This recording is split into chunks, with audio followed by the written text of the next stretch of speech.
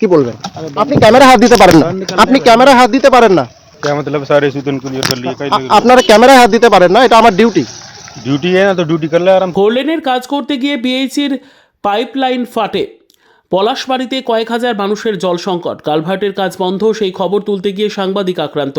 আলিপুরদুয়ার জেলার পলাশবাড়িতে মহাসড়কের একটি কালভার্টের কাজ করতে গিয়ে পিএইচির মূল পাইপলাইন ভেঙে যায়, ফলে পলাশবাড়ি এলাকার কয়েক হাজার মানুষ পানীয় জল থেকে বঞ্চিত হন।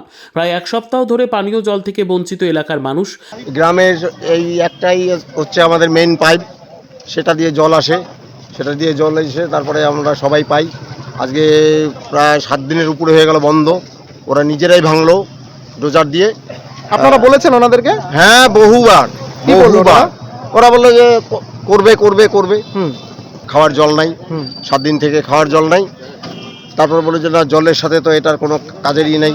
ওরা বলে যে আমরা ঠিক করবো না, পিএইচি ঠিক করবে। আবার পিএইচির সাথে যোগাযোগ করলে বলে আমরা না, আমরা তো ভাঙি নাই, ওরা ভাঙছে, ওরা ঠিক করবে। তো এই কথা বলতে বলতে বলে যে না, কাজ করা যাওয়া বন্ধ করছে, পুলিশকে এফআইআর করবো। তখন আমি এই যে সবাইকে ডাক দিলাম। পুলিশের হুমকি দিচ্ছে আপনাদের? হ্যাঁ হ্যাঁ, পুরা প্রথমত ওরকমই করে সব জায়গায়, প্রথম থেকেই? হ্যাঁ।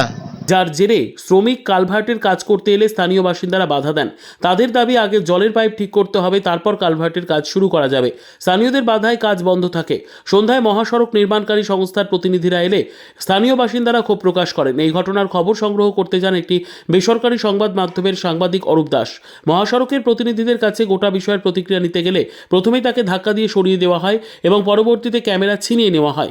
চলে বেশ কিছুক্ষণ তর্কাতর্কি। কি বলবেন? এই যে এতদিন থেকে জল নেই, ধুলো, কি বলবেন? আপনি ক্যামেরা হাত দিতে পারেন না, আপনি ক্যামেরা হাত দিতে পারেন না। আপনার নাম? আপনার নাম? क्या मतलब सारे सूतन क्लियर कर लिए कहीं আপনারা ক্যামেরায় হাত দিতে পারেন না, এটা আমার ডিউটি। ड्यूटी है ना तो ड्यूटी कर ले आराम से। हाँ, ड्यूटी कर सकते हैं। ड्यूटी क्लियर हो गई ना, तूने सभी समस्या का समाधान ले लिया ना। हाँ, जाओ, क्या समाधान है वही मुझे बताइए। वो कल हो जाएगा उसका समाधान। कल हो जाएगा। आपका वो जो पानी डालने वाला गाड़ी रात 10 बजे पानी डाल रहा है, दिन में धूप उड़ रहा है, रात में पानी डाल रहा है, क्या बोलेगा? তবে কোনো সঠিক উত্তর না দিয়ে মহাসড়ক কর্তৃপক্ষ সরে যায়। বাধ্য হয়ে সাংবাদিক অরূপ সেখান থেকে ফেরার সিদ্ধান্ত নেয়, কিন্তু এরপর বাইকে করে ফেরার পথে কোম্পানির প্রতিনিধিরা শ্রমিকদের বলেন ওকে ধরো। শ্রমিকরা দৌড়ে এসে অরূপের বাইকে ধাক্কা দিলে তিনি রাস্তায় পড়ে যান এবং পায়ে চোট পান। এতে পরিস্থিতি আরও উত্তপ্ত হয়ে ওঠে। এদিকে বাইক থেকে পড়ে গিয়ে গুরুতর জখম হয়ে পড়ে সাংবাদিক। প্রাথমিক চিকিৎসার জন্য শিলবাড়িহাট প্রাথমিক স্বাস্থ্যকেন্দ্রে স্থানীয়দের তরফে নিয়ে যাওয়া হয়। পরবর্তীতে গোটা ঘটনার বিবরণ জানিয়ে সোনাপুর ফাঁড়িতে অভিযোগ দায়ের করেন অরূপ। সম্পূর্ণ ঘটনা নিয়ে ঝড় ঘটনাস্থলে। আজকে পলাশবাড়ি এলাকায় আলিপুরদুয়ার 1 নং ব্লকের সেখানে এই সলসলাবাড়ি থেকে ফালাকাটার যে নির্মীয়মান মহাসড়ক, সেই মহাসড়কে ধুলোর কারণে সেই মানুষজন রীতিমতো অতিষ্ঠ হয়ে উঠেছে এবং সেই সঙ্গে এই কাজ করতে গিয়ে বিভিন্ন জায়গায় পিএইচির পাইপ ফেটে আছে। এ ধরনের একাধিক অভিযোগ নিয়ে সন্ধে 6টা নাগাদ ওখানকার স্থানীয়রা পলাশবাড়ির তারা ওই এনএইচের যে ঠিকাদার সংস্থা যারা আছে তাদেরকে ঘিরে বিক্ষোভ দেখাতে শুরু করে। আমি সেখানে খবর করতে যাই।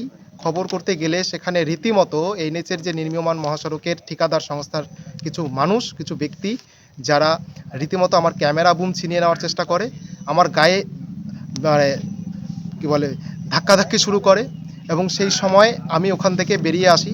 আমি ওনাকে জিজ্ঞেস করি, আমার পরিচয় দিই যে আমি রিপোর্টার, তাহলে আপনি ভিডিও করতে পারেন না এভাবে। একাধিক ওনাদের কাছ থেকে আমাদের এই বিষয়গুলো শুনতে হয় আমাকে এবং ওখানে আমাকে শারীরিকভাবে হেনস্থা করে। আমি ওখান থেকে বেরিয়ে আমার বাইক নিয়ে আমি রাস্তা ধরে আমি বাড়ি ফেরার জন্য রেডি হয়েছি। সেই সময় পেছন থেকে ঠিকাদারের কিছু যারা ওখানে দায়িত্বপ্রাপ্ত যারা ছিল তারা তাদের লেবারদেরকে ইশারা দেয় এবং ওখান থেকে বলতে থাকে যে ধরো ধরো। এই করে আমার রানিং অবস্থায় আমার গাড়ি টেনে রীতিমতো রাস্তায় ফেলে দেয়। সামনে ডাম্পার ছিল, আমি কোনো রকমে বেঁচেছি ওখান থেকে এবং সেখানে রাস্তায় পড়ে গেছি। সেই পড়ে যাওয়ার মুহূর্তে আমার ফটো ভিডিও করতে শুরু করে, আমাকে লাথি দেওয়া শুরু করে এবং রীতিমতো রাস্তায় জ্যাম শুরু হয়ে যায়। এই অবস্থায় আমি ওখান থেকে যখন চিৎকার করি, ওখানকার যারা বিক্ষোভ দেখাচ্ছিলেন তারা সরে গেছে, তারা আবার আসে। তারা যখন আসে সেই সময় তাদের ওই স্থানীয়রা যখন রেগে যায়, তারপরে ওরা ওখান থেকে পালিয়ে যায় এবং পালিয়ে যাওয়ার পরে আমাকে ওখান থেকে স্থানীয়রাই হাসপাতালে নিয়ে যায়। আমি হাসপাতালে চিকিৎসাধীন ছিলাম। এখন সোনাপুরে আমি এই বিষয়টা নিয়ে এফআইআর করলাম। এখানে প্রশ্নটা সত্যি যে আমরা সাংবাদিকরা সাধারণ মানুষের খবর করতে যাই, বিভিন্ন সমস্যা তুলে ধরি এবং সেগুলো সমস্যার সমাধান হয়, কিন্তু বারবার এভাবে সাংবাদিকরা কেন নিগ্রহ হবে, কেন তাদের হেনস্থার শিকার হবে?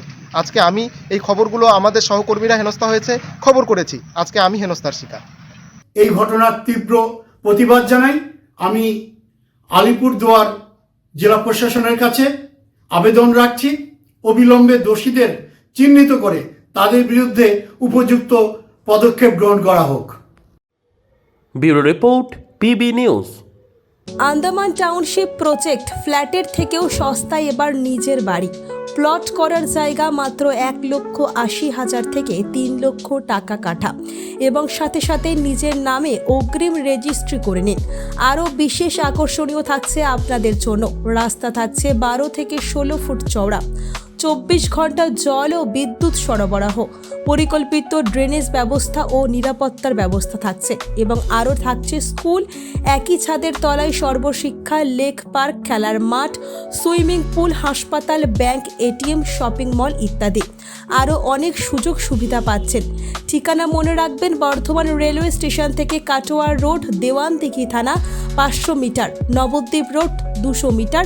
তবে আর দেরি কেন, আজই চলে আসুন। যোগাযোগ নম্বর 8912777795, এছাড়াও 7547903108।